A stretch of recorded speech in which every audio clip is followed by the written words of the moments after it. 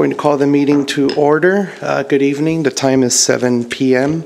This is the Planning Commission meeting, the regular meeting, I should say, of the Planning Commission for Tuesday, June 12, 2018. The time right now, it's 7:01. We're going to go on ahead and get started with the Pledge of Allegiance led by Commissioner Castellanos. Can everyone please rise and afterwards stand for a moment of silent meditation? Thank you. Please place your hand over your heart. Ready, begin. I pledge allegiance to the flag of the United States of America and to the republic for which it stands, one nation, under God, indivisible, with liberty and justice for all.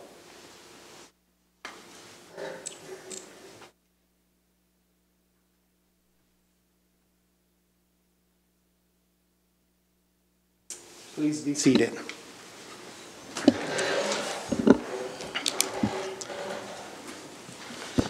Roll call, please. Commissioner Holtz? Here. Commissioner Redholtz? Here. Commissioner Hing? Here. Commissioner Castellanos? Here. Chairman Jimenez? Present. Okay. Sorry about that. Approval of minutes for the regular meeting of May 22nd, 2018. I was not at that meeting. I don't know if my vote's required. Any changes, omissions, adjustments? Seeing none, they stand as approved, Jeff? Yeah. That's fine? Okay.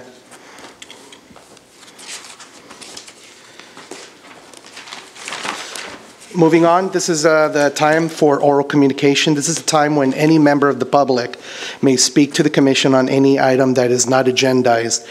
We will have one oral communication period right now and then one towards the conclusion of the meeting.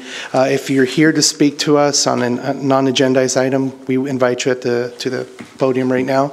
Please make sure to fill out a card and turn it into myself or any of the staff members. Anyone here for public testimony? Going once, going twice. Okay, that concludes oral communications. Moving on to the next item, there are no public hearings on our agenda, but we do have a few non-hearing items. The first is sign criteria review number 1801. This is a review of 3 proposed signs. Staff presentation. Our Associate Planner, Christine Delastrinos, will be presenting that report.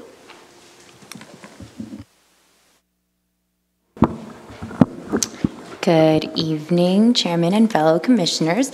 Today I will be presenting to you the sign criteria review number 18-01 for the existing office building located on 2934 East Garvey Avenue South. The subject property is located south of the 10 freeway on East Garvey Avenue to the west of Barranca Street. The building is existing and is a medium commercial is in a medium commercial zone on an existing 54,093 square foot building and on a 70,685 square foot lot. On May 18, 2017, the Planning Department approved a sign administrative review number 17-06 for a new monument sign and a tenant in 2 locations wall sign for building identification located along the front elevation facing East Garvey Avenue South. On October 24, 2017, the Planning Commission adopted a resolution for a variance number 17-05 to allow for 3 individual tenant wall signs on an existing office building. The approval required a review of the sign criteria, which would include the following, such as maximum dimensions of the allowable signs, regulations on the type of signage allowed, location of the signs, and information on the expiration of non-conforming uses, which is what is before you today. The applicant is proposing a master sign program for an existing office professional building. The master sign program dictates the style, size, location, and the requirements for the 3 allowed wall signs of the office building. Under the resolution for variance number 17-05, a sign criteria review was required for review by the Planning Department and approval by the Planning Commission. No notification is required. The proposal is considered to be categorically exempt in pursuant of Class 1, as the project is a document to allow minor modifications such as wall signs to an existing office building. So for the next few slides, I'll go over the locations of the proposed signs. So here's the site plan of the building where the master sign program will be affecting. It would be located on the north elevation of the building. sign A would be the main tenant or the major anchor tenant of the building. And then you have sign B and sign C, which are two other tenants that have floor or ground floor access to the building. And then sign D is actually the monument sign, which was approved, originally approved with the sign administrative review that was at staff level. So basically what we're reviewing here is a master sign program that was allowed by the variance that you approved back in October. So here's the north elevation where sign A would be located, as well as sign B. You have for sign A, you have a maximum square footage or sign square footage of 48 square feet, and then for sign B, it would be 48 square feet as well, and if it has two lines, it would be 60 square feet. And then on the northeast elevation, it's pretty much the same as sign C. And then here's the monument sign, which again was approved by staff, but is included in the master sign program to keep consistent with the architectural style, and so that everything basically comes in a package. The monument sign will be located along Garvey Avenue.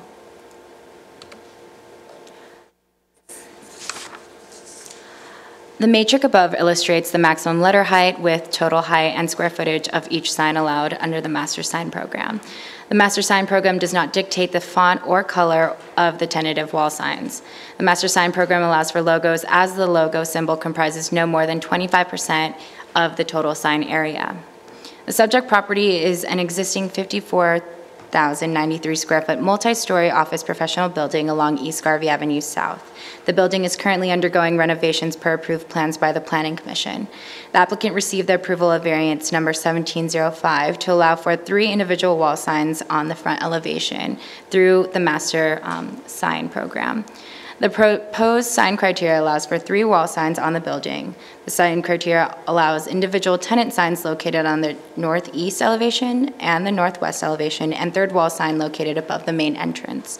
The proposed sign criteria review meets the general requirements of a master sign program and the required standards made by Planning Commission back in October, which included 4 points, which were the maximum dimensions of the allowed sign areas, regulations of the type of signs allowed, 3, location of the signs, and information on the expiration of non-conforming uses. Staff recommends the approval of sign criteria review number 18-01. If you have any questions, I'm here to answer them, as well as the applicant. Thank you. Thank you, Christine. Any questions from commissioners? Okay, none. We will invite the applicant at this time to come up and maybe talk to a little bit about the project. If you don't mind just stating your name and address for the record, please.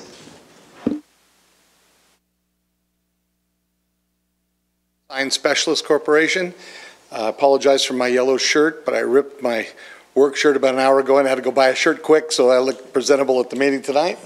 I've worked carefully and quite a while with Christine and with Jeff to put this together for you. It meets with the criteria that you set back when the variance was approved, and we're hopeful that you'll allow it. Beyond that, I'm available for questions, but I really don't have anything else to add. I think it speaks for itself at this point. Fair enough. Hopefully you purchased a shirt in town on your way in. I did actually cross okay. All right, just double checking. Any questions from the commissioner to the applicant? Do you know which applicants are going to move in yet? Well, one of the tenants is here tonight. She's from 5 Acres, and that would be the northwest sign. The northeast sign and sign number A, or letter A, for the top of the building have yet to sign the leases. They're waiting for tonight's approval, from what I understand. The applicant on the northeast side of the building is also a what is the correct phrase of this? Civic-minded organization. 5 Acres assists a set of people, and the tenant for the other side is also a altruistic-based organization. But you don't know the name of it? I can't remember it, to be frank. I think you mentioned it last time. They were Yeah, here. They had three, I've been dying over here tenants. trying to figure that I think it was out. the Boy Scouts or something, wasn't it?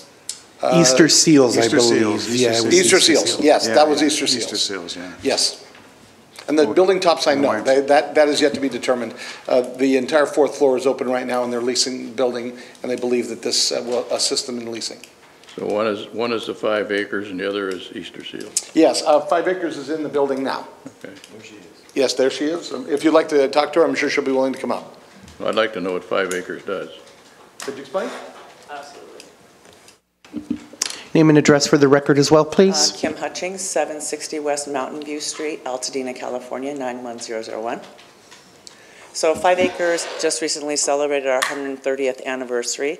We're a children's services agency. We've provided nonstop service to families and children in LA County for 130 years.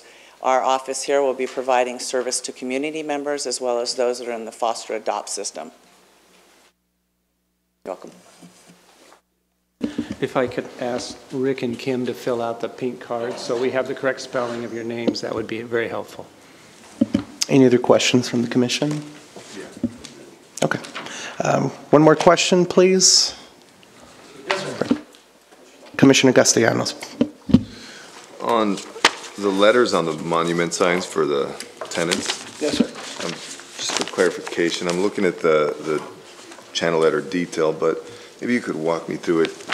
Is it going to be flush, like where it says sample and tenant name? Yes, So it'll be flush? it will. The background is not illuminated, the lettering is illuminated. Right. And the background is not because that's a vinyl covering on top of the, Well, it's actually aluminum. it's aluminum? Yeah, so, you know, it's opaque, by definition, it's solid, but the lettering is cut from it. And then a little light will come from the names only, so it won't disturb anybody. I believe that's consistent with municipal code for West Covina, but not? It is. I think it looks better if they pop out, if they protrude, kind of like the halo channel letters right above for the address. I've seen some signs like that, so I felt. We do them all the time. Yeah. Yeah. Okay, so you know exactly what I'm talking about. Oh, I know exactly what you're talking about. I think, well, that was my question. Would you be willing to redesign with that upgrade? If Jeff's cool. okay with it, I'm Yeah. sure we'd be okay with it too. So It's a minor change. perfect, thank you. And I'm glad you're so open to it, because that's what I was going to recommend to Sure. the commission to discuss. It is a prettier sign. It's 100%, and Yeah. you guys have done such a wonderful job that to not go that extra mile at this point, I think it would be a mistake, so. Sure. Okay, I think the request would be to do reverse halo lit lettering. Actually, it would still be called backlit lettering. Okay. A halo lit letter doesn't actually have light coming through its face, it just surrounds. And there aren't any portions of the sign that are constructed that way. That's considerably more expensive, but beyond that also, it's not very visible. If you can imagine the amount of light that comes through a face versus around it, you're talking about maybe 30–40% as much light. So the halo lettering really is much more reserved. And in this case, in the sign, what they're trying to do more than anything else is give a destination piece so people understand to pull into the parking lot, and this is where they need to be. Fair enough. I think procedurally, maybe let's just open the public hearing for testimony from the public, and then maybe we can come back for council. Oh, yeah, sure, of course.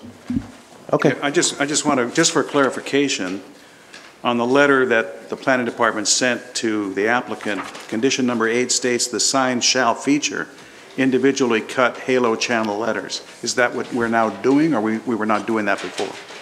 We are on the address, but on these, what I'm recommending, Yeah. that as well. On the monument For the sign. All of too, it? yeah. Okay.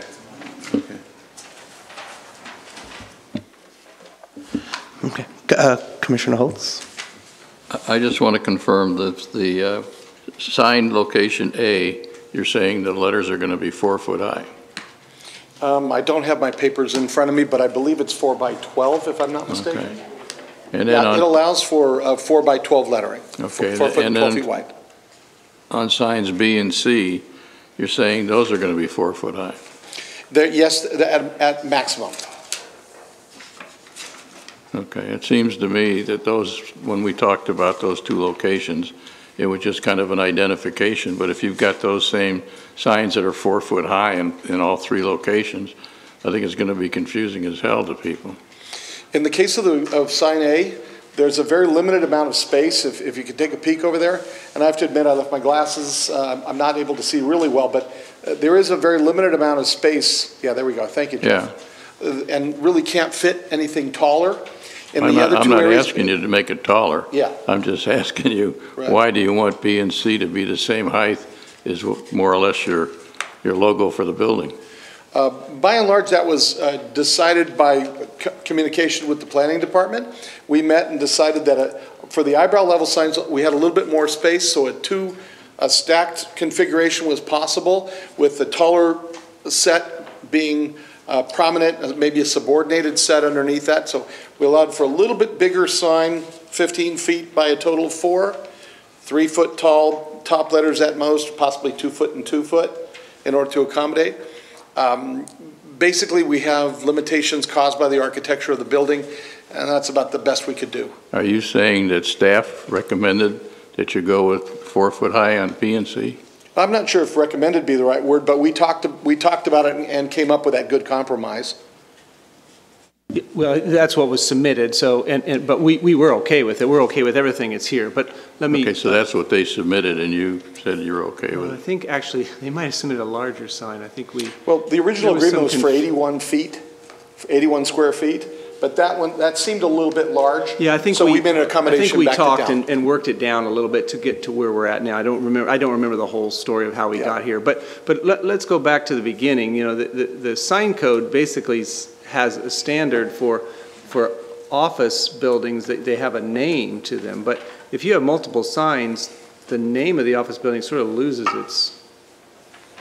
its luster. You know, if you have 3 signs on it, doesn't matter where they're at, people aren't going to really, I don't think people are going to recognize it as that building, which is one of the 3 signs. So we didn't look at it in that way. We just looked at it, there's 3 tenant signs. Plus the fact, as Rick pointed out, the way this building is designed, it's not designed very well to have a large sign at the top, whereas you would expect the largest sign maybe to be for an office building at the top, but this building wasn't designed in that manner for that purpose. It obviously wasn't designed to put a sign there at all. So they've figured out a way to get a sign in there, but it doesn't have enough room to make it the most prominent sign. My memory serves me right at the last meeting we had.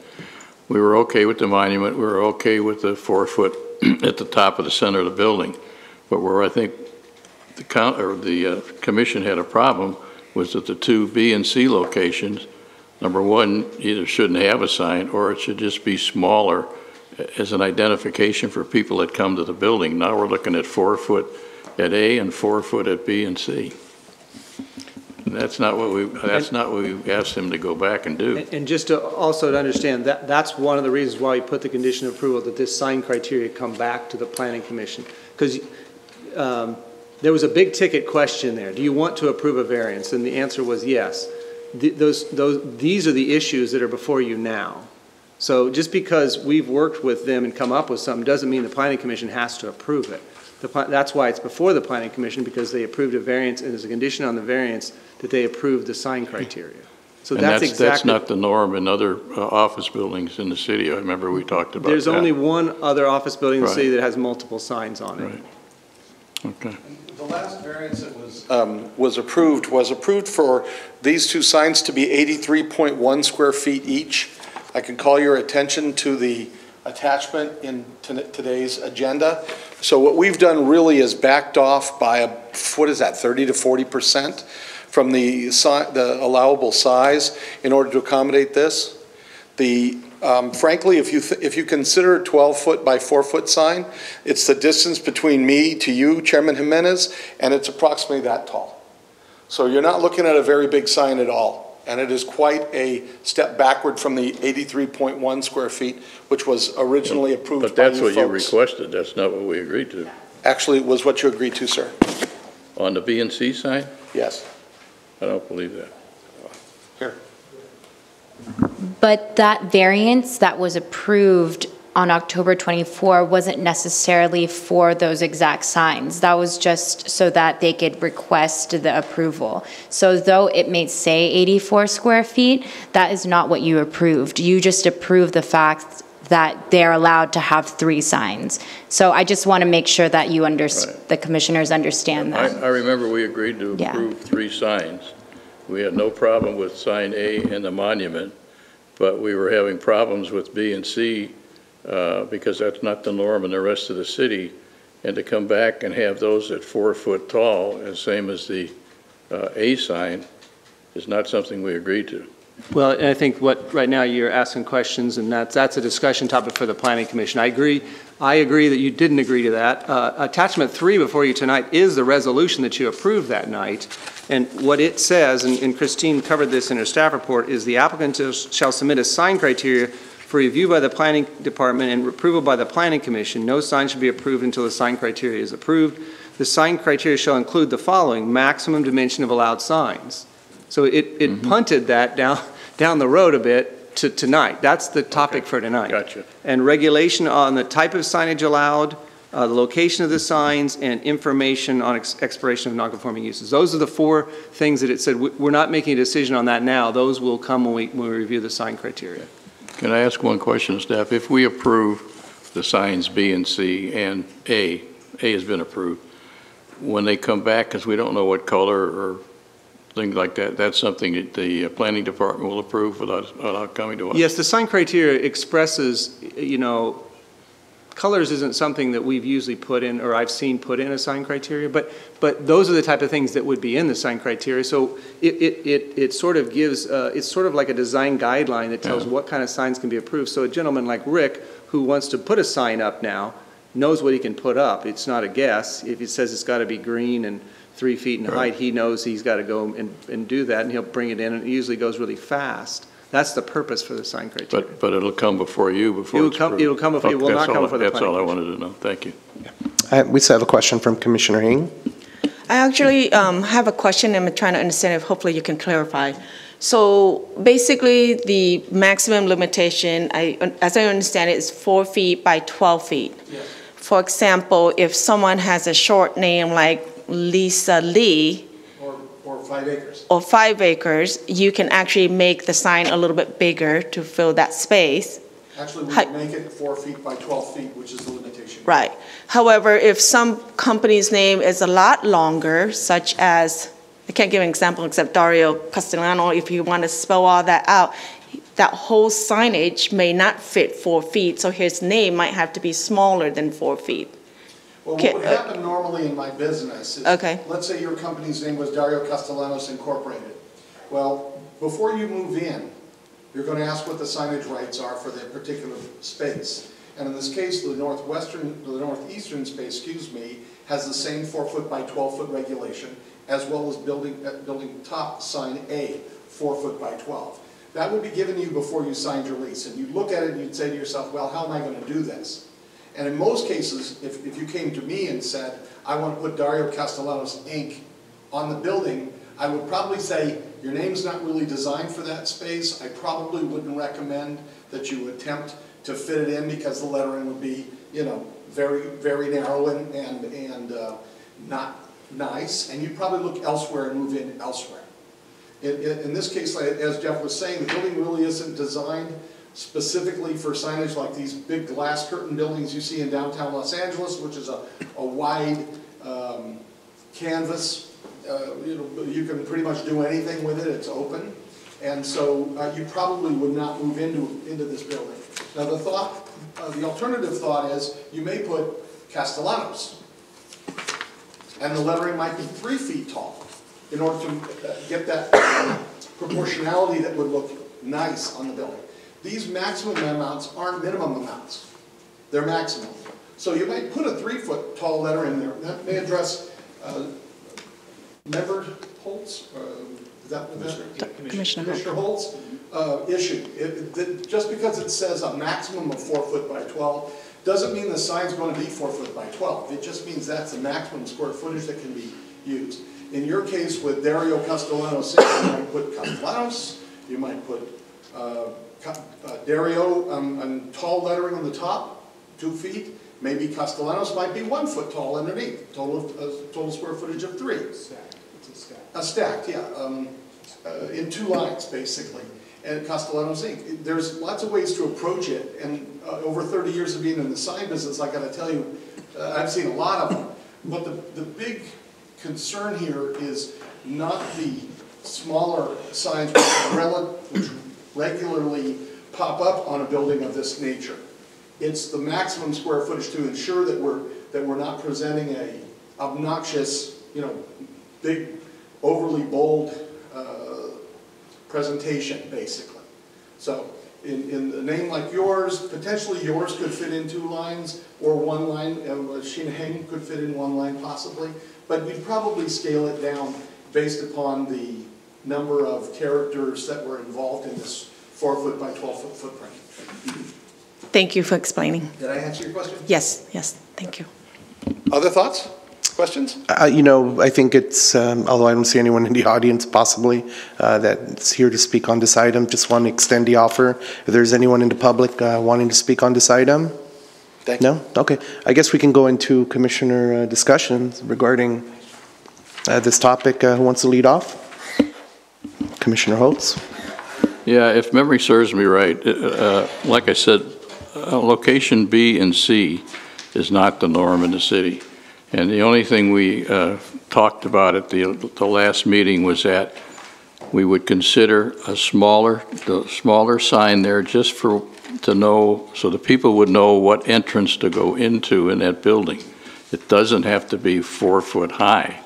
That's what the main building is. So I'm not in favor of B and C being anywhere near 4 foot high. It's just a location to let people know what entrance to go into that building. That's where I'm coming from. Thank you. Commissioner Red Holtz? Well, we're not going to, as a commission, we're not going to know what those other signs end up looking like, correct? Signs that come in will be approved administratively. You will approve it. So it may or may not be the maximum. It may be less than the maximum. Depends on the font. There's a lot of variables that could go into the mix to create the sign. It may not be 4 feet. They may be smaller. They may be the one sign that the one on top will probably be as large as allowed because you want to have a pretty good marker. But the other ones could be different sizes. They don't have to be the same, they could be different. So there could be some, variance or variable sizes on the other two signs. So, I guess what's in front of us is just simply approving the program. That's it. We're looking at dimensions. We're looking at size, we're looking at location. That's it. That's all that's in front of us. And that's what we either have to thumb up or thumb down. So agreed. The rest of it is when they come back to staff with actual design, actual names, actual font, actual colors, that's going to be staff's discretion, per the code. And I guess we'll find out when they start putting it up what it is. But to the basic premise of what's in front of us, it's pretty cut and dry. So I really don't have a problem improving what's in front of us.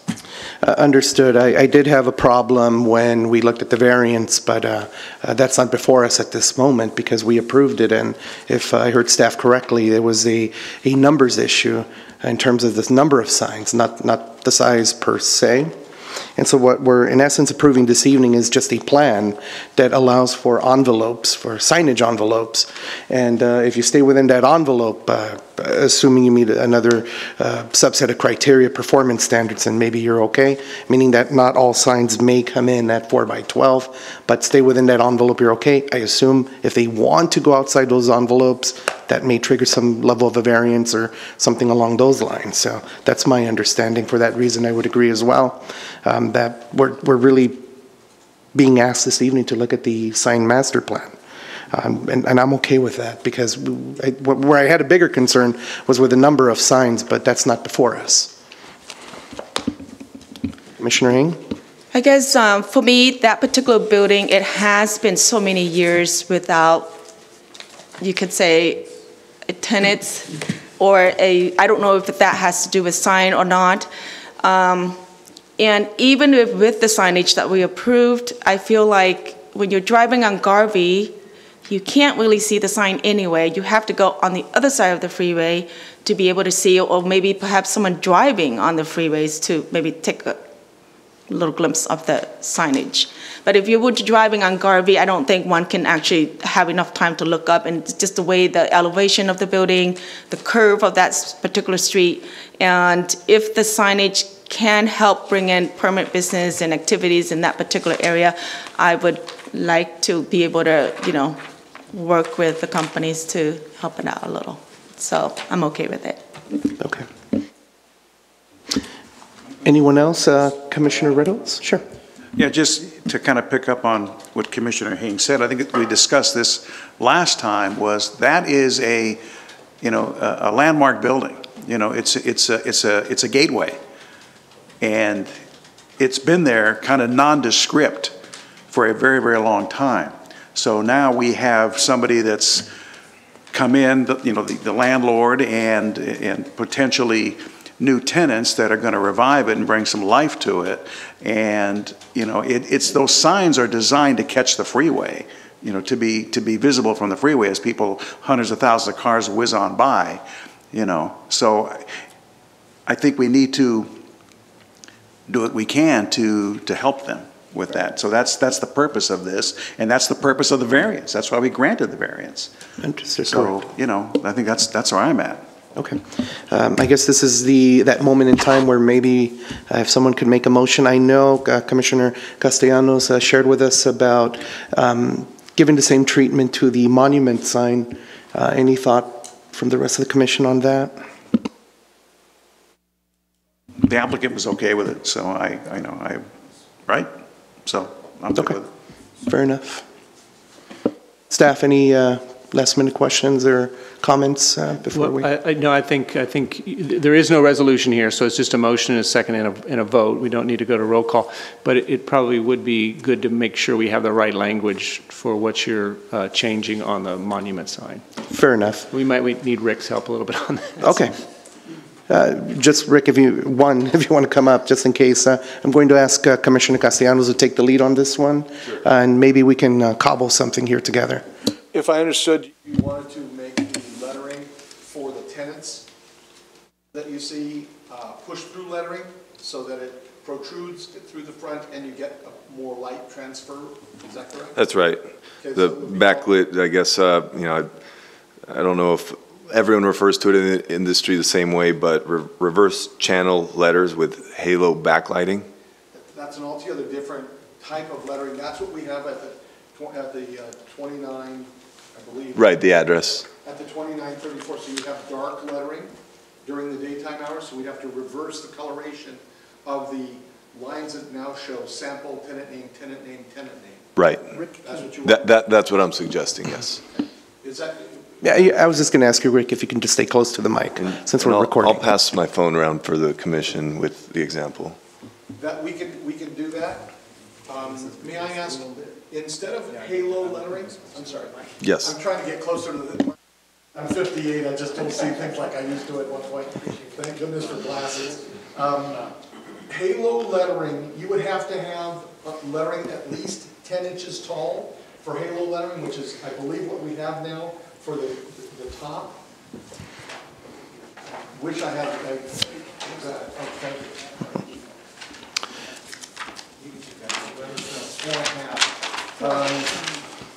you. Rick, That'll work. If that's what you want to see, we can do it.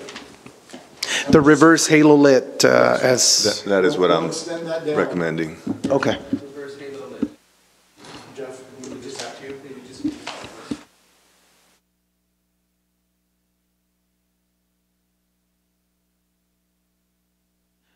Commissioner Redholz has a question. And just for clarification, what we're looking at there, where the address is a different, there's a contrast to the color. Are we going to maintain that so there's a differentiation? We have to reverse the color on the tenant panels. They'll all look like the top one.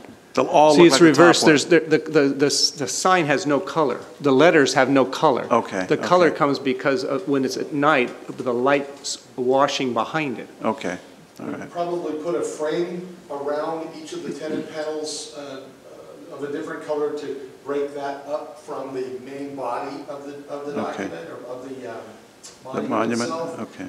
You're looking for differentiation, that's the best way to do it is by using framing. The human eye Okay. looks for differences, and that's the best way. The only other thing to mention is, as an alternative to this,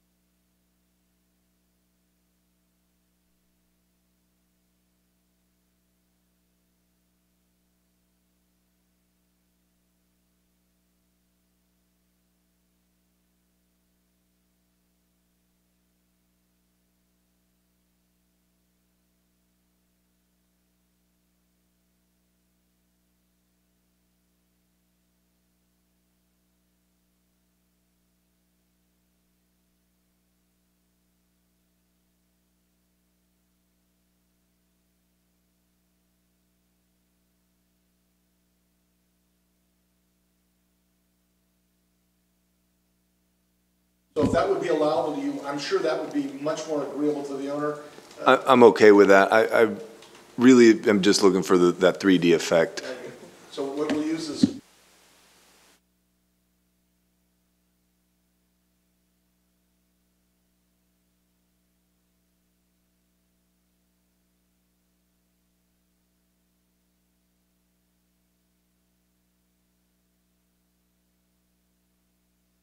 I Okay. appreciate that, I'm sure the owner will as well. Yeah, I'm not trying to run up his tab, but I do think that will significantly improve the look of the monument. I absolutely agree. Yeah, thank you.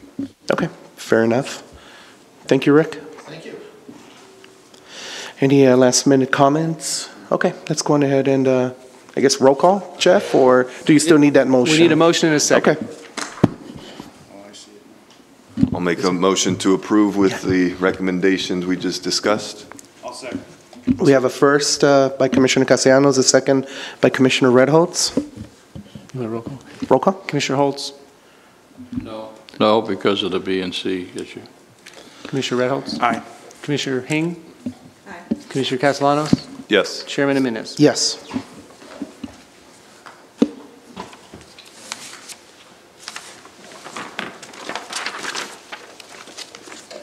Thank you, Rick. This, well, I don't know, is this a project subject to appeal, Jeff? Yes, it Okay. is. A 10-day appeal. If you have any questions, work with staff. Moving on to item number 3 under non-hearing items, we have a study session, Code Amendment 1801. This is a study session to look at regulations associated with marijuana cultivation. For the record, we did receive a couple emails, one from Robert Torres. In essence, just summarizing some of his concerns related to any possible changes to marijuana in the city, and a second email from Jerry Potres, as well as wanting to go on record opposing any changes to the current ordinances. With that, staff, the presentation, please. Our senior planner, Ron Garcia, will be presenting that. Thank you, Jeff. Thank you. Good evening, Chairman, members of the Commission.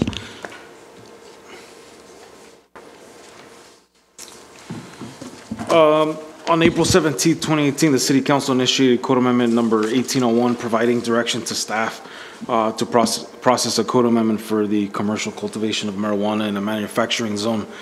Just to provide you some background, because the Planning Commission did review this last year in 2017 and also in 2016. So on January 24th, 2017, the Planning Commission held a study session and directed staff to allow personal growth and continue to prohibit commercial cultivation of marijuana and marijuana dispensaries. Then in March of 2017, the Planning Commission recommended approval of a code amendment to allow for personal growth and continue to prohibit commercial cultivation and marijuana and marijuana dispensaries. In August of 2017, through September, the City Council held several public hearings to allow commercial cultivation of marijuana. And in September of 19th of 2017, the City Council made the determination to make no changes to the municipal code and continue to prohibit commercial cultivation of marijuana and marijuana dispensaries. And again, as mentioned on this past April, the council initiated a code amendment 1801 for the commercial cultivation of marijuana in a manufacturing zone. In the presentation to the council was provided concepts to create those code standards, which have been provided to you in the staff report. And one is, again, with that in mind, a conditional use permit would be required. Obviously, with the conditional use permit, it would require planning commission review and also notification within 300 feet of the property. Conditions of approval would be in place, such as locational and operational standards as conditions of approval. And again, these standards would be in the zoning section of the municipal code. And then second, require a separate business license and a specific fee to marijuana cultivation. And again, the business license would control the actual operation and activity and would impose substantive regulations on the operation. The license would require an annual fee to be paid to allow for the ability to operate the business. And these standards would be in the business license section. As far as the fee, to create the separate business license fee would be specific to the marijuana cultivation that deviates from what is set forth in that chapter in the code. This might be a modification to the business license standards or some other method of changing the fees. Fees and charges are reviewed and established by the City Council. The Commission generally only provides recommendations for code amendments to the zoning code. The licenses and business regulations section of the code is generally revised through review by the council. Since this code amendment would require revisions to both chapters of the code, the City Council approved for the Planning Commission to review and make recommendations on changes to both the zoning and business license sections to the code. The establishment of fees is not under the purview of the Planning Commission, so staff will not be presenting that information during the study session or hearings. Based on City Council direction, a notification was provided through the e-notification system on the city's website. The notice was emailed to 91 email addresses. Interested parties, again, can still sign up for e-notification regarding the code amendment. And in conclusion, the purpose of the study session is to provide the Planning Commission with an introduction and concept for the proposed code amendment. Staff is working with the City Attorney's Office, and a second study session will be scheduled to discuss the recommended standards. It is staff's intent to follow the framework of the City of Costa Mesa's ordinance. That concludes staff's presentation. Again, as mentioned, thank you, Chairman, for mentioning the 2 emails of concern that were received with regards to the proposed code amendment. So in essence, this study session is a primer for a second study session. That is correct. Okay. Any questions from the Commission?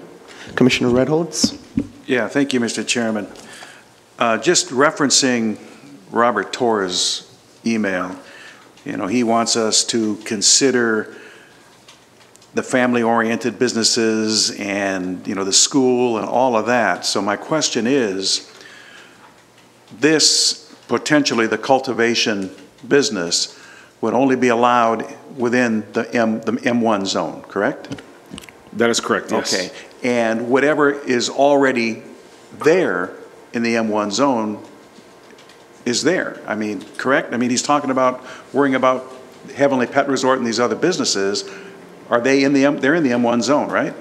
That is correct, yes. So, I mean, that's the zone that it can only be proposed in, apparently.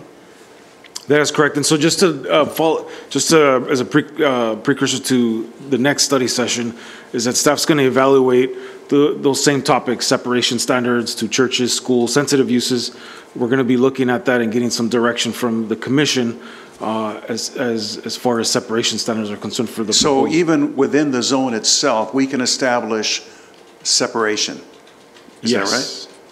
Within the zone? Okay. And just to add to that, oddly enough, you may find it odd, you may not, there are residences in the M1 zone. There's a mobile home park there. Yes, if you established if the city were to establish a separation standard, it would be it wouldn't matter what zone it was, as long as it would need to be 100 feet away from residential uses. So that's kind of part of the discussion we would have at the next study session. Yeah, that's down the line as we get closer to establishing the actual wording and guidelines, right? Yes. Okay. This is an unusual situation in that we got, most of the time, it's sort of like, here's the idea, what do you want to do with it? And the Planning Commission is sort of the brainstorm. And this has been through so many iterations already over the last 2 years or so that the council already knows where they want it to end up. So that's what they gave us and you specific direction to study certain things, not to study the issue, but to study accomplishing these certain things. And so that's the goal this time, which is pretty different than most code amendments that you go through. And one last question, if I may. You're talking about using the Costa Mesa as a guideline, correct? Costa Mesa, within theirs, do they have established separations? They do not have separation standards, and that's something that we're going to look into adding into the standards for this section of the code. But to answer your question, yes, we're going to have to incorporate the separation standards. Commissioner Holtz? Two-part question. Why did you pick Costa Mesa, and will we get the ordinance to review? I mean, what it says and all that before our next session? Costa Mesa, because our city attorney's office is familiar, they are the ones that developed that one. So that's what they're suggesting, use that. And we're not saying we're going to take it and change the name and adopt it. We're saying we're using that framework. Okay. So we're not saying we're going to adopt everything in there because they have a different geography, they have a different spatial layout, they have a different thought process than the city of West Covina. You answered my question. The city attorney is the one that recommended it. The city attorney is recommending that, yes. And will we get a copy of that prior to, or to review? Well, we can do that. I'm not sure that's that helpful. Here's the way the process would work. We will, as we do with most study sessions, we'll come back with you. Ron will come back with you next time with some questions that we want direction from. For instance, how far do you think these should be away from residences? And here's some ways to go about it, some options, and here's what we're recommending. That kind of thing, which you're used to. After that study session, we may have enough to prepare an ordinance, and then we come back for the hearing. You will have the ordinance before you that is the ordinance that we prepared based on the framework. So we can give you, and as mentioned, it is online now. You could go home tonight and open it up. It's not a secret. But I would warn you a little bit that just because it's in there doesn't. We're using the framework, the bones of it. We're not going to take it. I just was wondering why they picked it, and you answered that question. But I'd be kind of interested to see what kind of standards they set in their city and what kind of, manufacturing zones they have, or if they don't use manufacturing zones or whatever, Yeah, and I think they do use manufacturing. Take advantage of somebody that's done it already. Which is exactly what we're doing. Starting point. That's if you want it, we can provide it. We probably won't provide it. It would just be information. We're not going to provide any analysis of it because. No, I don't want to know. Just so I can read it. I'd appreciate it. Okay. Any other questions from the commission? Okay, I do see someone in the audience. Are you here to speak on this topic? Okay. He's here to learn how to run a planning commission. Okay, just want to double check. I will introduce our planning intern, Eric Mariquin. So that's Eric. So he probably will not want to speak on anything, but you should keep asking him. I thought I'd extend the offer, okay. Okay, there's no other public testimony on this topic, so I guess let's take it back to the commission. Questions, comments? Well, I just want to make, if I may make a comment. This came to us once before, and we, took an action to take no action, basically, and then, went back to the city council, and the city council, said, yeah, we're not going to take any action. And then there was a change of heart, and they decided, you know, I think we may want to take another look at this and send it back to us. So that's basically why it's back to us, because apparently they want to take some action. And, you know, my comment is simply this. There's a lot of, as usual, there's some misinformation that gets out to the public, you know, and they're worried about dispensaries and recreational and retail, because that's what's happening in other cities, and it's getting a lot of press, okay? So, you know, what is in front of us is simply to permit commercial cultivation. We're not looking to do dispensaries or recreational or anything else. That is the sole purpose of what we're talking about, is commercial cultivation in that one zone. Just so people who are out there, the one or two of them that are looking at YouTube, you know, may, oh, really? That's all? Because you know how things tend to get embellished. So just so, this is all we're talking about at this point. And the council apparently wants something from us that we can send to them that they can act on. Okay, good comment, Commissioner Reynolds. Anyone else? Commissioner Hing? I guess for definition, can you define commercial cultivations? To what extent? There is a, you know, if you want me to handle it, I mean, there's a, let's just switch seats. No, you know, I mean, you know, I had the occasion to visit a commercial cultivation facility in Canoga Park. And, you know, it's simply like any other factory or manufacturing facility. You know, it's usually in a nondescript building, in a manufacturing area where you would not even know what's happening there. You know, it may have a name of some sort on it, but it's simply a building where inside they're, you know, growing and manufacturing and cultivating the plant. Yeah, so there's no retail sales. Yeah, they're not. In this particular one, there was, you know, but well, in our case, there wouldn't be, because we don't allow dispensaries. We wouldn't allow dispensaries. So in this case, there wouldn't be. And this is one of the things we'd probably be using Costa Mesa's definition. There will be a definition, and the definition will probably be something that you guys may want to debate. That makes perfect sense. So I appreciate that question. We don't have the answer to that yet, but there would be a definition in the code. So I believe as we move forward with the code amendment, we may start to see a lot more of this information. I'm not sure that this evening we're prepared to define what is cultivation versus retail sales. My only question really, or comment, was I assume we're going to look at the separation standards that are required by the state for... That'll be part of the discussion. Correct. Okay, that's really my only comment on this, and I have nothing else. And by the way, we do intend to have our city attorney present, who's very familiar with this stuff, so he can answer questions as well. Okay, Commissioner Holtz. I guess we're allowed to have freedom of speech here. You know, if anybody could show me that there is a shortage of medical marijuana, I'd be a lot more open to all of this. But everybody's jumping on the bandwagon. There's cultivation going on all over. You know, dispensaries and all that. It's just like a wild animal park. And I just, you know, what else is the commercial cultivation for other than for medical marijuana use? And I don't know that there's ever been a shortage of that. And with that, it also brings other problems. I mean, there's a lot of other problems that comes with it.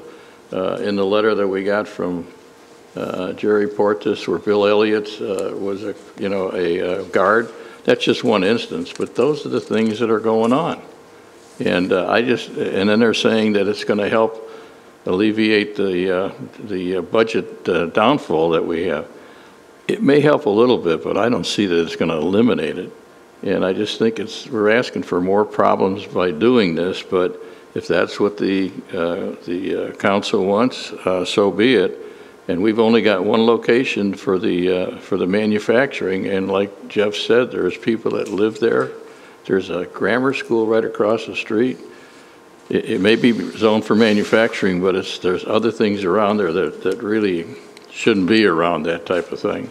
So that's just my opinion. Last comments? I also like to add that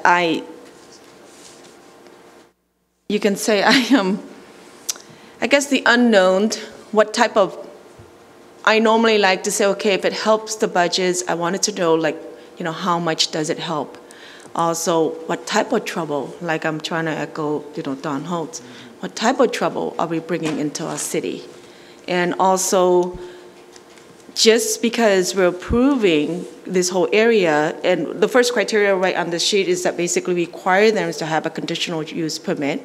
So at least this way, the public also are allowed to make, you can say, the second decisions, or at the end of the day, they would have a say if it's too much trouble for the neighborhood, that they don't like this thing, or they may come out in drove and said, okay, I want this.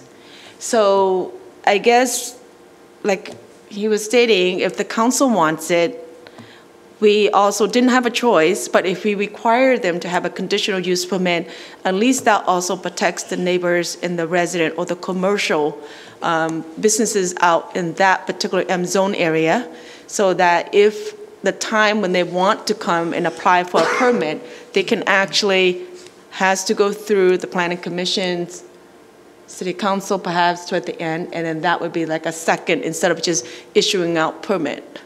So that would be an extra step of, you can say, protection. And also we can also see too, at the point to see whether this thing, how far it's gonna take us, how much trouble it's gonna take us. And at that time with the conditional use permit, perhaps we can actually put limitation as well in that conditional use permit for the type of use. I mean, if they're causing too much trouble, maybe perhaps that they should pay for all the police activity or issues. Maybe that's something that we can incorporate that, but that would be in the future. We can't see that far into the future, but it seems like we can see that perhaps troubles are coming, or we don't know how much trouble is. So I actually, you know, because our hands are tied, I think having it and using it as a conditional use permit, so this way we allow it, but not really. Commissioner Redholz, please. Thank you very much. I can just tell you, we're all, I can understand the concerns. The facility that I went with I went with two council people to this location several months ago, and to look at it, and you would not have, if you didn't know what was being grown or manufactured in there, you would not know at all. There's absolutely, they've got a multi-million-dollar ventilation system in there. They have 24-hour security that they pay for, private security. It's 24 hours. It's lit, it's lit up. And you walk in there, which we did, they gave us a tour of it with their attorney and the people that own it and all of that. You would not have any idea what's going on in there. None. And, I mean, it's how we regulate it and how we operate it and how we, allow it, that, you're right, comes under the CUP aspect of it. And all of that can be built in to that. We're laying, this is a pioneering effort here. And this is what we're doing. We're blazing a trail. And I would agree with Commissioner Holtz. I mean, no one's talking about, gee, we got to do this. There's a shortage. There probably is no shortage. But I can tell you this, we just heard this week that even the Trump administration is looking to lift the federal ban on this. They're going to lift the federal, I guarantee it's going to happen. And once they lift the federal ban, that opens up the banking world, which has been kind of the problem here. Well, yeah, how do we deposit our money? Because state banks were handling some of that. But if they take the federal stigma away from it and open it up to federally chartered financial institutions, it's all go.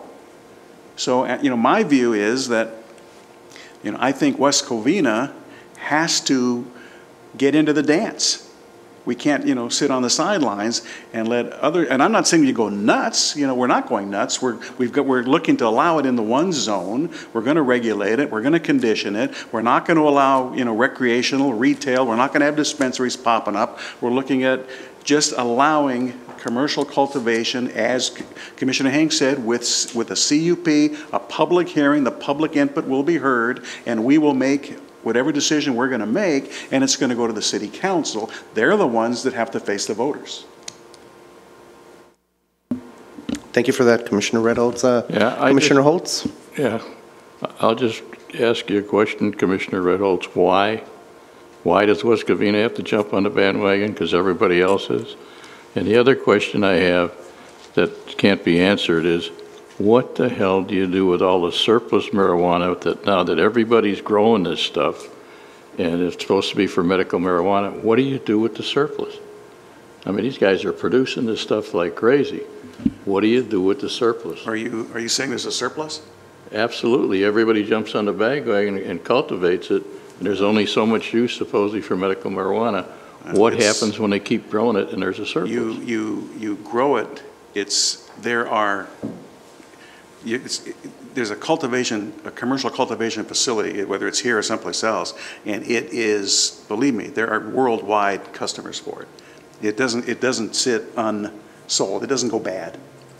It's sold around the world, and it's shipped around. I mean, it's just that's the way it's handled. You don't know that. You don't know that they can ship it out. I'm reading about it. If I may interject. You don't know that they can ship it out of states or anything. I mean, it's just a rhetorical question.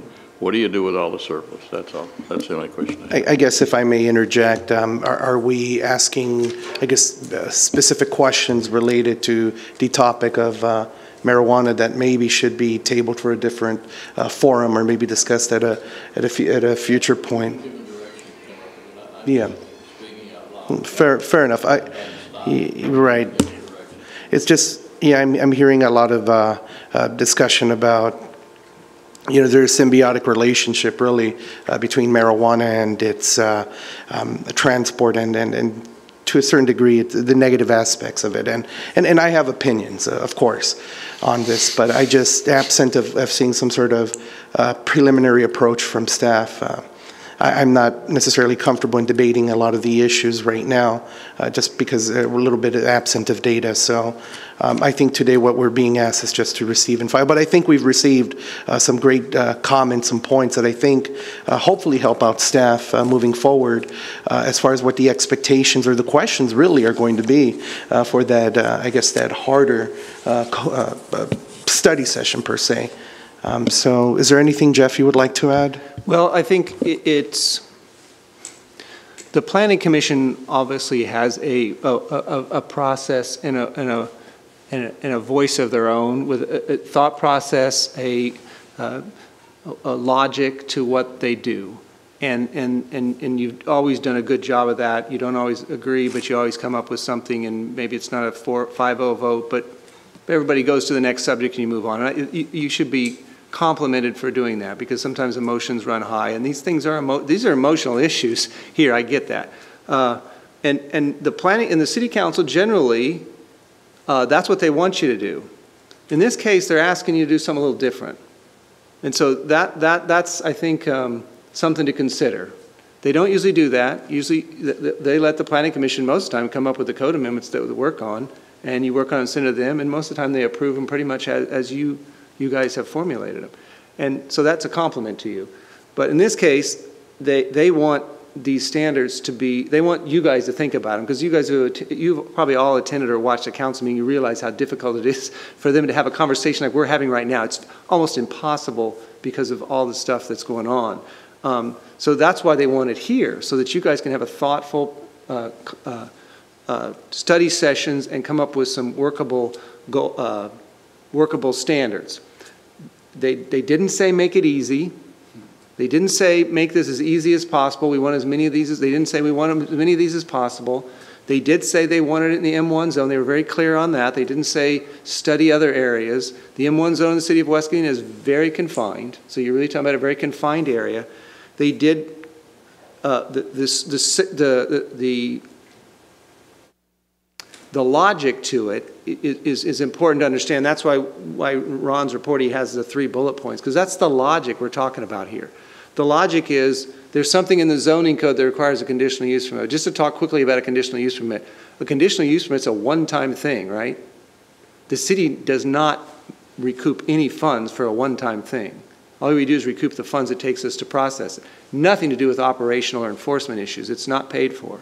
So a CUP will never pay for the amount of time as a business operates, especially one that there might be concerns that there's going to be resources needed from police, fire, business license planning, or building, engineering. So that's why the second one is in there. So the way this would work, the way that I think it's set up, the framework that's set up in Costa Mesa is you get a CUP. If you get the CUP, and you don't have to approve the CUP, the Planning Commission, City Council is under no requirement to approve a CUP. But if the CUP is approved, then it goes into a business license. The business license has operational standards, including standards from the police department, that they have to maintain on a yearly basis. And as I understand it, then the fees are based on that yearly framework. So that the fees come in a yearly basis based on the business license, and that separates us from us, including you, from that process. Because I'm not business licensed and you don't have control over business license. That's why we did it this way. The council directed you guys to look at the business license section as well, because it's part of this. So while I know it can be a little bit maybe disheartening because you feel like you've already gone through the process once, I think you should look at it as a compliment that they want your advice on what kind of standards and what better position can you be in, even if you're not in favor of, to write standards that can cover those issues that might come up. And that's the point. The one thing I would caution on is that we're not going to be able to, the Planning Commission does not have a fiduciary responsibility and therefore does not have, the third bullet point on the fee is not going to come to the Planning Commission. That's going to go straight to council. They're going to have to be the ones that decide, is this amount of resources, how much should we be reimbursed for that? Is that enough? You know, that's their decision. That's what they have to weigh in on. We won't have that in front of us. I won't have that with me. You guys won't have that in front of you. So that's the one thing. But the other things on the business license, operational standards, those things will all be before you. And in the process for going through the Planning Commission, which in this case, I want to reiterate, that's the minor part. The CUP is most of the time we think about as the major part. That's minor compared to what will probably be in the standards for what they have to do on a yearly basis to get their business license renewed. That's the major issue. So that's maybe my last statement here, because I think we have had good discussion, and this is why we wanted to have it. So you kind of had a good picture of vision of how this was going to work, so that when we come back next time, you're sort of expecting what's coming. Question. I'm sorry. Go ahead. The business license annual renewal, that goes through the finance department, or we'd have nothing to do with that? That's correct. The renewal itself? Finance department. Finance department only, on the annual basis? Yes. Okay. Thank you. Commissioner Holtz? Yeah, I'm just curiosity. Is there any control, or who puts the controls onto quantities and things like that, or isn't there any? Once they're given a business license? I don't know the answer to that. We'll have to. That is a good question. We may be able to look at that, talk about that next time when we have the city attorney here, because it may be in the standards. Yeah, just a curiosity. Is there anybody control how much and all that type of thing? My gut feeling is that the answer to that is no, except for to control. There probably should in the accounting of it. But can that be incorporated into the condition, the CUP?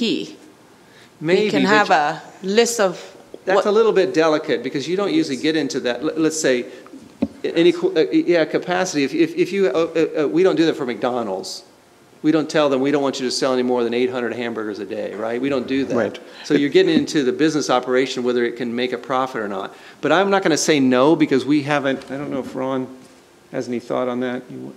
I have just through the research of other cities, what their codes indicate. There are some cities that do have operational standards that include operational standards, in that their books have to be available upon inspection, inventory, to be accountable for the number of plants that are grown on site. And the codes vary, but yes, they can be part of the operational standards for.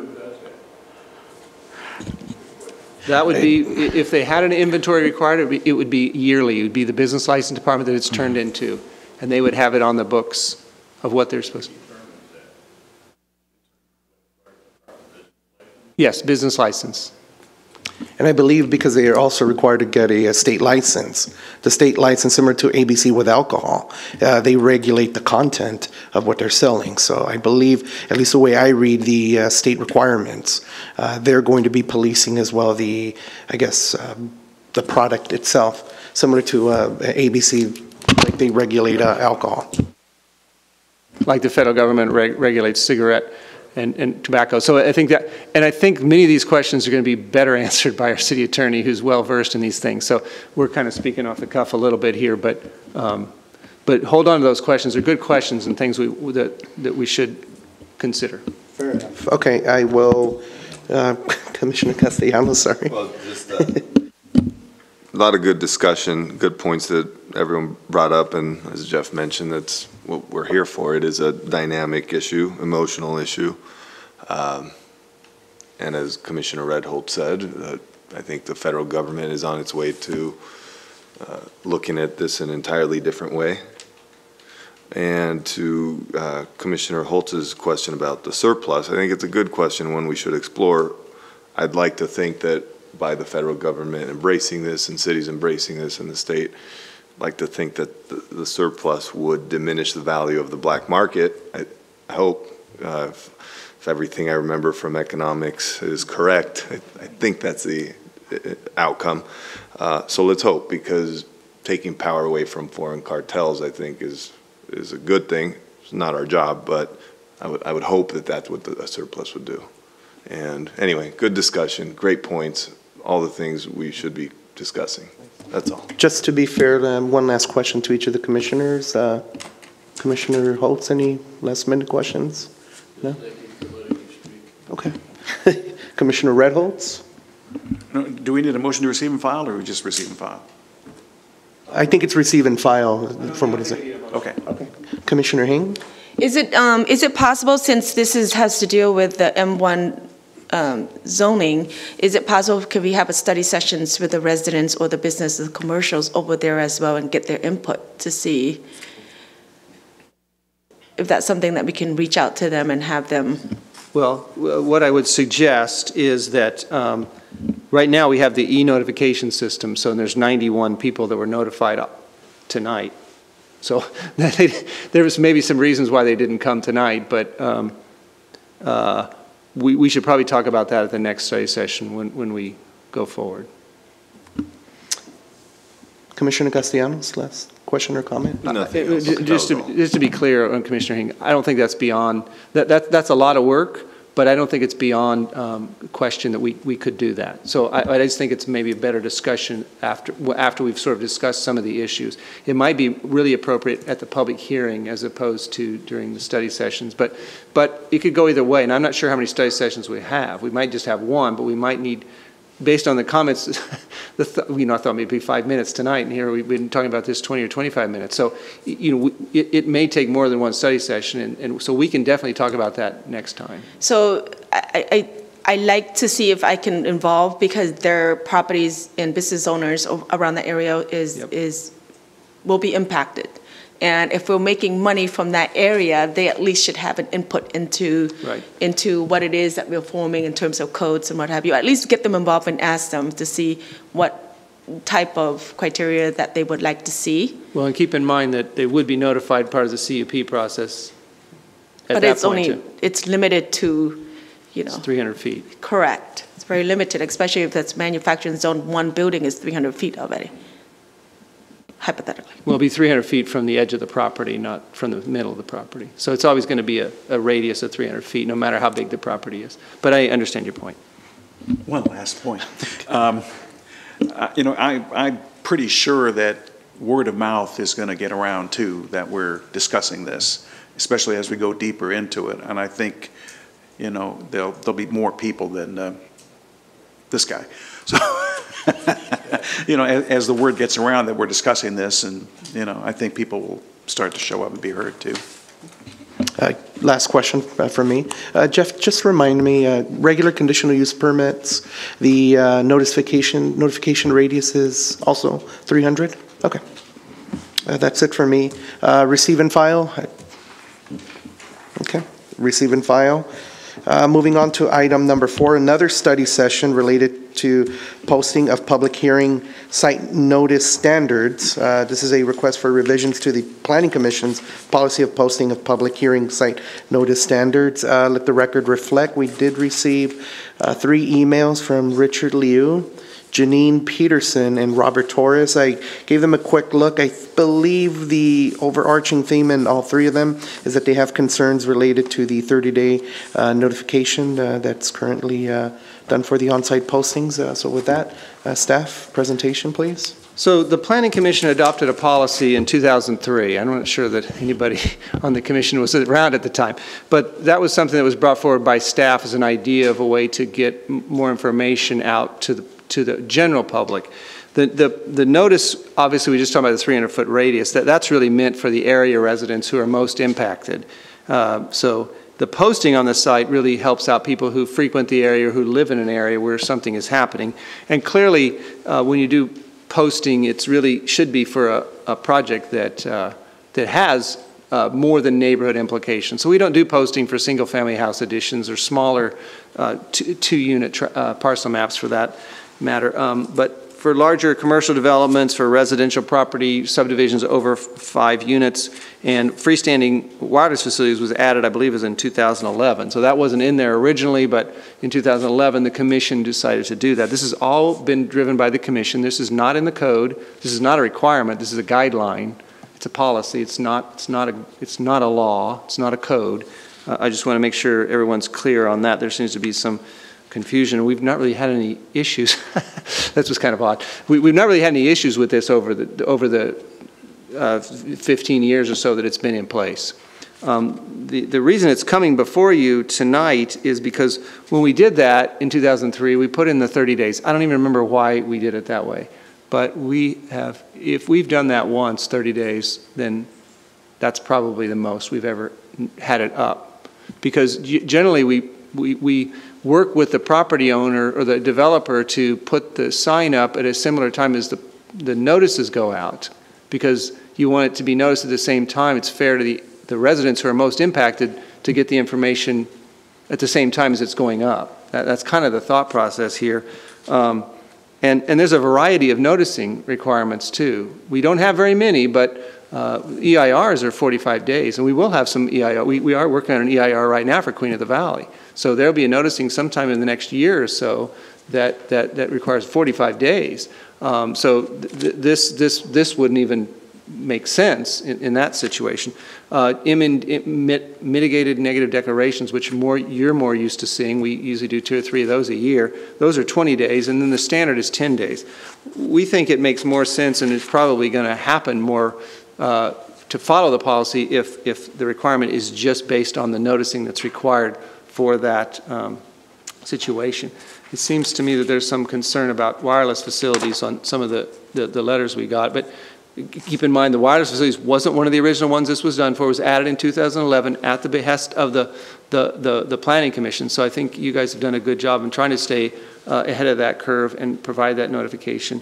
So that's staff's recommendation. So we would recommend the standard be changed to say the sign shall be posted on the property in the same time frame as the public hearing. Notice required by the municipal code, CEQA, or other government requirement for the proposed project.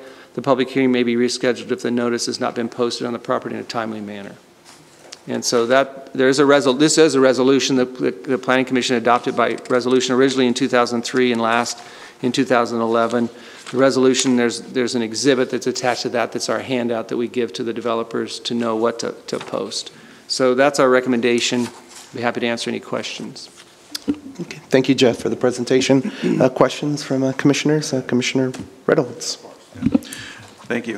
Is staff familiar with what other cities do in this type of policy? Well, in the planning world, we do not believe in, what's that called? You know, keeping things secret. And we have a saying that says, never reinvent the wheel. So if somebody else has one and we like it, we just take it and use it because there's no patent. So yes, this policy came from another city, a nearby city. That's where it got brought from in 2003.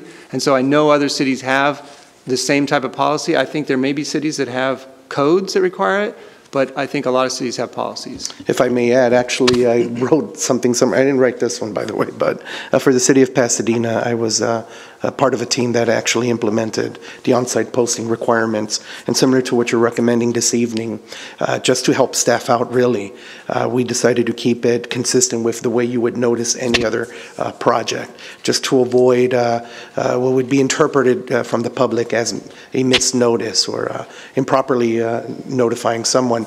And I think you bring up a great point when you're doing 45-day reviews for like CEQA-related projects, which to a certain degree, maybe some of these projects may fall within those timelines. It makes better sense to stick with something that's consistent, maybe with CEQA extended notices versus just having this random 30-day notice.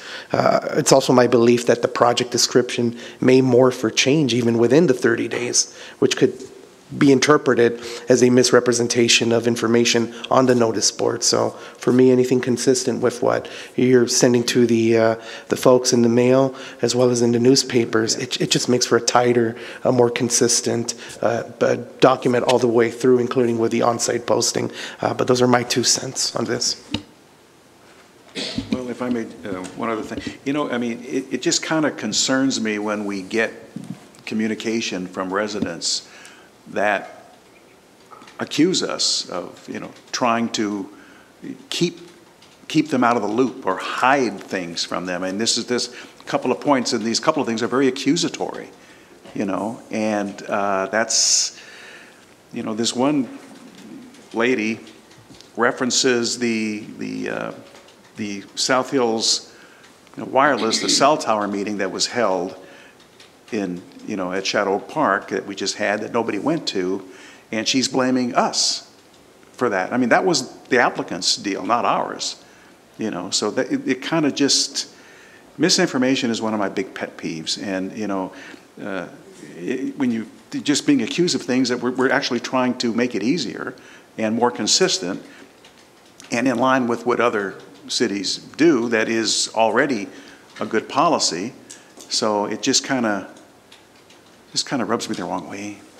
I also tend to think there's more cities that do not do the on-site posting. That's true. Versus actually that do the posting. So I'm sure a quick survey will quickly give you that information. But okay, my 2 cents. I'd like to add that there are really only 3 items that require the posting. It's not every project that they require posting. And if these items, especially 2011, 2003, if they're important in the past, say that we need posting, we should at least try to conform to it. Posting, it doesn't cost that much, but at least it let all the resident who's being heavily impacted. And besides, nowadays we don't walk as much, we drive by as much, and if we notice that signs are not supposed to be there, perhaps we can glance at it and say, hey, what's going on over there? And take a second look or call the city to inquire about what's going on. So it is great for residents who lives around the area to, whether one, they never receive the mails or they would know about it. It doesn't have to be the exact project. At the end of the day, you can put for more updated information, contact this person. I mean, even with that, it's enough to notify them that, hey, something is going on in my neighborhood. And even with 30 days, I can tell you, I did not know about this 30-day notice and 30-day signage that has to be out there.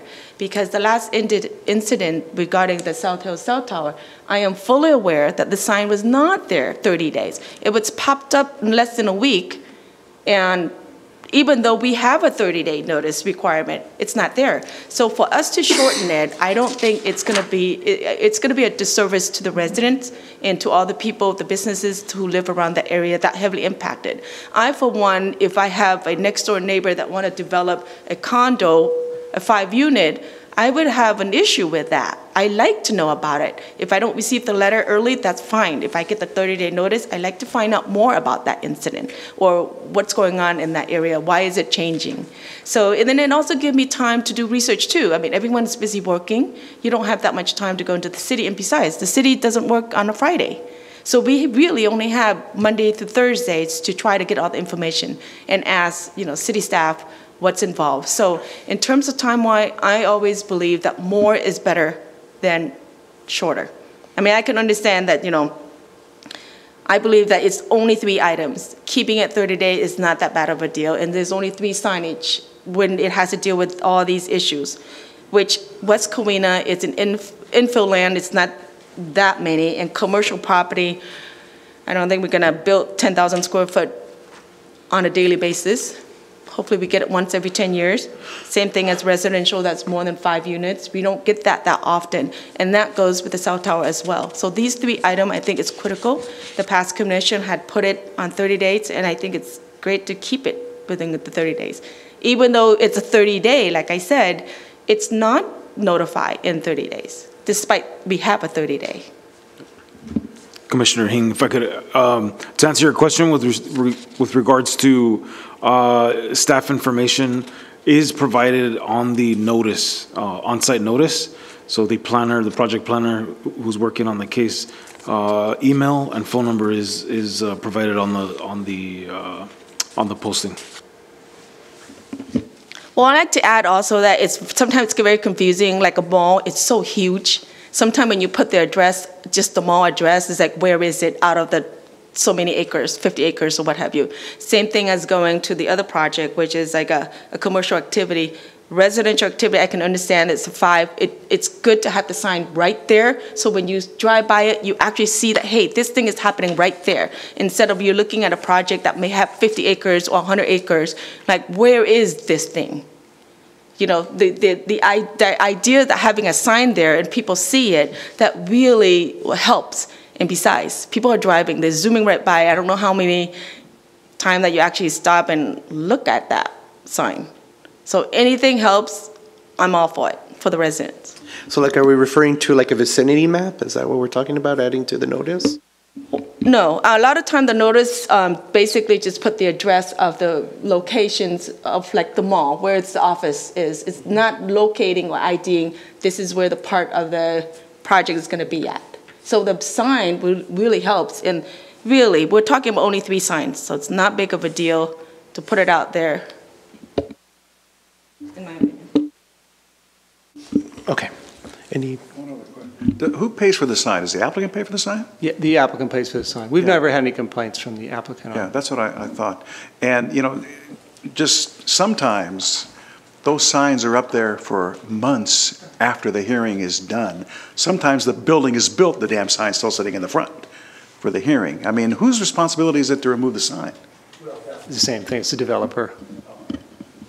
And I'm not sure I have a concern with them. I understand what you're saying. They can come to be an eyesore, but there's still a notification. Even after the hearing, it's still noticing, and people are still getting information from the sign. Well, just case in point, the Porto sign was up there for a long time after the hearing was over.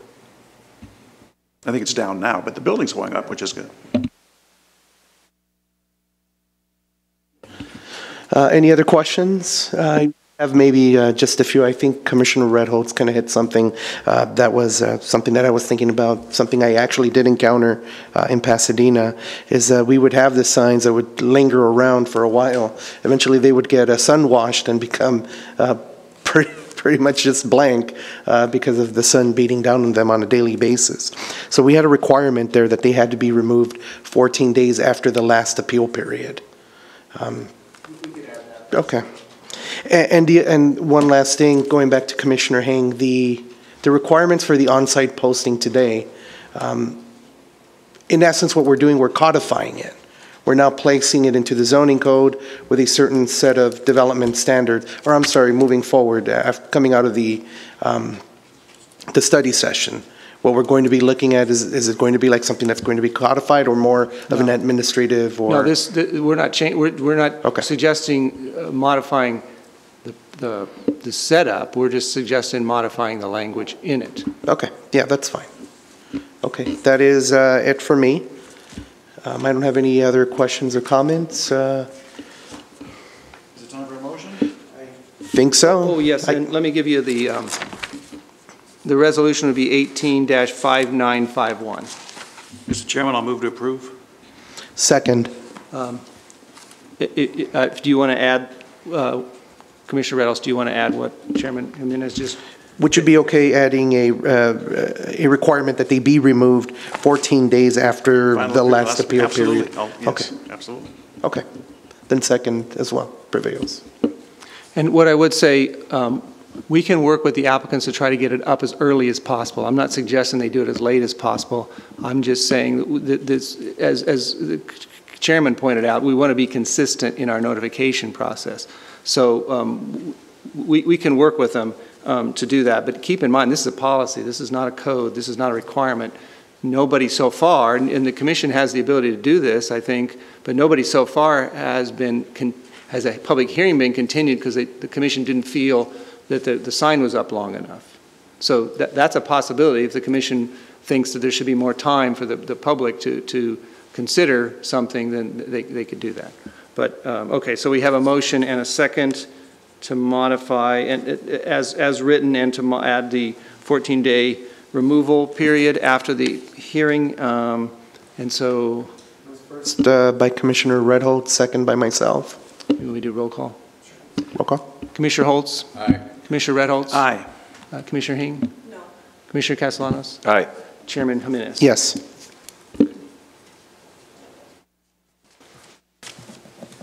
4-1. Item number 5, one last study session regarding recycling centers. This is a review of recycling centers for compliance. I believe we're going to look at least a couple, I believe. Staff? So at the Planning Commission meeting of July 11, 2017, the Planning Commission reviewed an existing recycling facility in West Covina to ensure compliance. The Planning Commission at that time directed staff to review compliance of recycling centers on an annual basis. So that's why this is before you. Staff worked with HDL, which is a company that does our business license processing, to obtain a list of business licenses in the city for recycling centers, and they found 2. One is a replanted at 2630 East Workman by Albertsons in the Eastland Center, and then Sunset Recycling at 1314 West Francisquito, which is by Northgate Market. There was a third facility at 777 South Glendora by Vaughn's, but that one has since ceased operations and it's all been removed. So I'm not sure if that one came in without permits or had been there from before the certain requirements we have now are in place, but it's gone now. It's no longer in place. So the replant at 1 and 26, well, just to summarize, in both situations we went by the site, didn't see any problems. They looked like they conformed to the standards.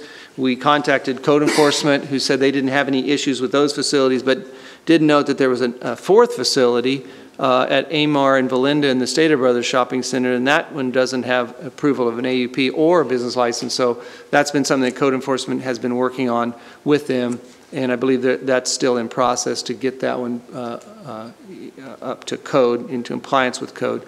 So in conclusion, the Planning Commission requested the annual study session, reviewed the 2 that have come before the Planning Commission in the last few years, and both of them are in compliance. And this is a receive and file report just for information's sake. Thank you for that, Jeff. Commissioner Reynolds, Well, please. that facility at Stater Brothers at Amar and Belinda has been there for years. It's been, I mean, did it just fall through the cracks, or? I don't have any, I guess that is the answer, because I don't have an answer for how it was missed. But part of the reason it was missed is because it may have been there for years, but evidently it doesn't have a business license, and it hasn't had one for some time. That is not a little, that's a big facility there. Yeah. So it's a big semi that's parked there practically. And, you know, I remember, I think many years ago when I was on the first time around, that there was something to do with that, where it changed hands or something happened where we had to look at it. I remember going out there to look at it. This is, you know, way back in like maybe 05 or 6 or 7 or something like that.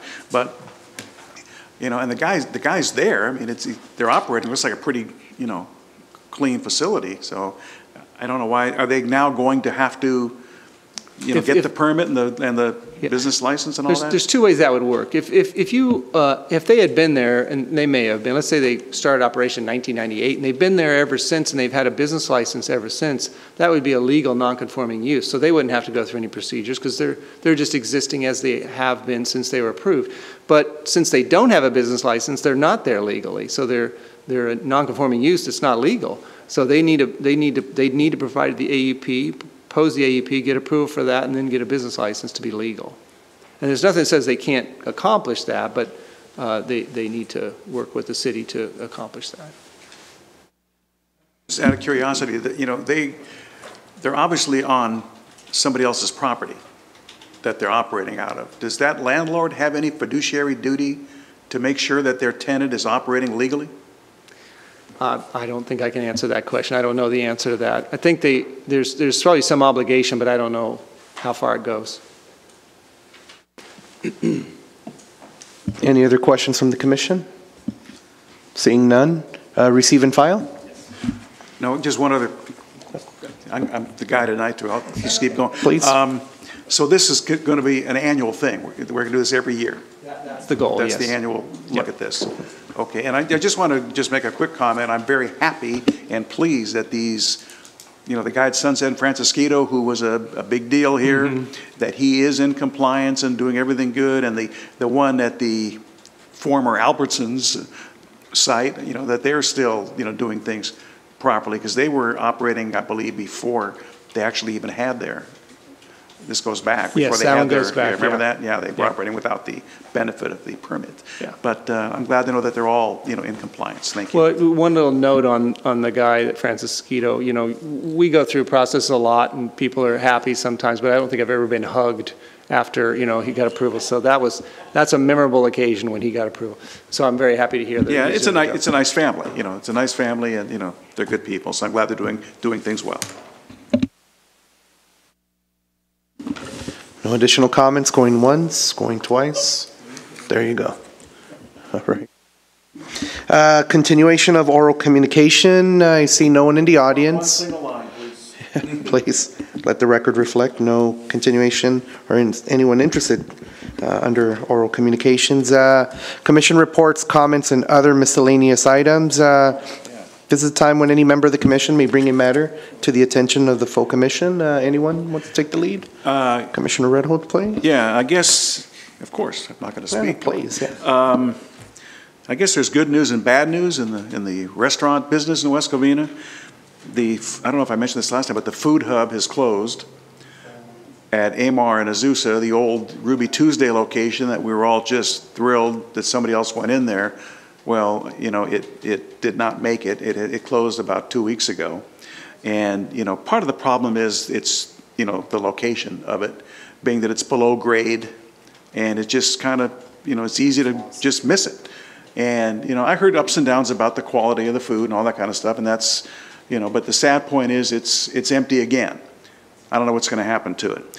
Now, the good news is the old New York's finest deli, which is across the street here next to the Sears Auto Center, is coming back as Felipe's Pizza Grotto. So they've already got their signage up. It looks like they're remodeling. They've already got their, you know, stencil. And actually, I went by there just right now, and their sign's already lit up. So did they just open, or does that come to us at all for anything? I mean, they've got an alcohol license. Looks like a transfer notice. So it is a transfer notice, given that they had an existing alcohol in conjunction with the restaurant, and it was within the 6-month period, and so they were able to transfer the administrative use permit, which was the existing approval. So that's the good news. There's a restaurant coming in to take the space of one that is gone. And one other point, just on kind of a sad note, a lot of you may know Royal Brown, who attended a lot of council meetings for years and years and years. He was a water expert. He was on the water board, and you know, he was kind of a, you know, curmudgeon that a lot of cities have, but you know, he really cared about the city, and unfortunately he passed away this past Sunday. So I know the commission doesn't do anything, but I'm sure the council will have an adjournment, in his memory. But, he used to come to these meetings and council meetings, and, his flat top haircut and his beard and his hang ten shirts, and, he was a very recognizable guy, very commanding, deep voice, and he knew his material, and, he challenged the council, and he challenged the commission and staff and all that. And he's one of those guys that just, was unique, and, he was not seen for a while, and, I guess he was. He was your speaking buddy. He was my, you know what? Back in the old days, the old council days, he was part of the crew. He'd go to the, after meetings, and he'd have ice cream with 3 different scoops on it every single time. And he's just one of those, fun, crazy guys, and he's going to be missed. Hope he rests in peace. He enjoyed his life, that's for sure. Maybe we can adjourn if you'd like today's adjourn meeting. in his memory. Fair enough. Thank Okay. you. Anyone else wishing to add? I do, just a couple things. Thank you for the update on those businesses, Commissioner Reynolds. I feel bad that the food hub unfortunately closed down. It is a tough little site. You bring up a great point that the finished grade there does not necessarily marry up well with what's going on Azusa there. So you kind of get lost. You blink, you miss it, right? Different situation when you go a little further down the hill, heading northbound, when you see the Duncan now, I guess can't say the other D with Duncan. A different situation, so you can see there. I also used to enjoy going to the old New York Finest.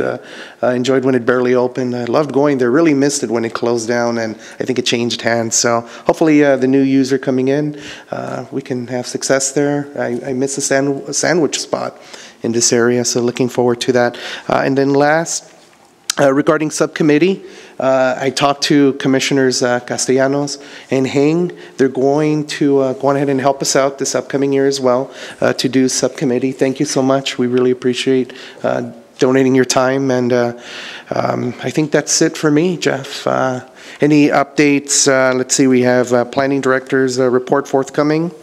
Yeah, so we have 2 things on the Planning Director's report forthcoming in the project status report. Regarding forthcoming, get good night's sleep on June 25th, because June 26th is liable to be a fairly long meeting. We have 4 public hearings and another item, so it could be we haven't had a long night in a long time, but that's when maybe past 8:30 before we get out. And then project status report, just the status of where the projects that the Planning Commission has reviewed over the past few years, where they're at. And that's all I have. Eric was here. Eric is a recent graduated from Cal Poly on Sunday, so he may have noticed how bachelor-like he looks. That's the right way to say it. But anyway, Eric, he's been helping us since, I think, December. So he's been around. He's one of our senior interns at this point in time. We really rely on him a lot for things. So he wanted to come tonight to kind of witness how it was. I think he may be presenting at the next meeting. Is that right? That is correct. He'll be presenting. Enthusiastic, I see. City Council actions. I don't have anything to report on city. Oh, I do have the ADU. The Planning Commission approved that. The City Council reviewed that last week and approved it. They did modify the separation standard to 6 feet. So the Planning Commission had gone from 25 to 15. They went from 15 to 6.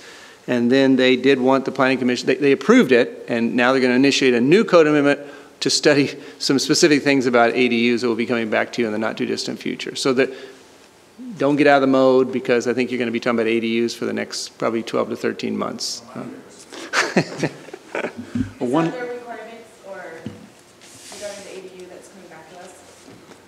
Is that what the council's requirements? Well, what I would say is it's similar to the marijuana, and they're going to send you certain things back to study and to give them a report back, so that, and give them a recommendation, and then they can make a decision.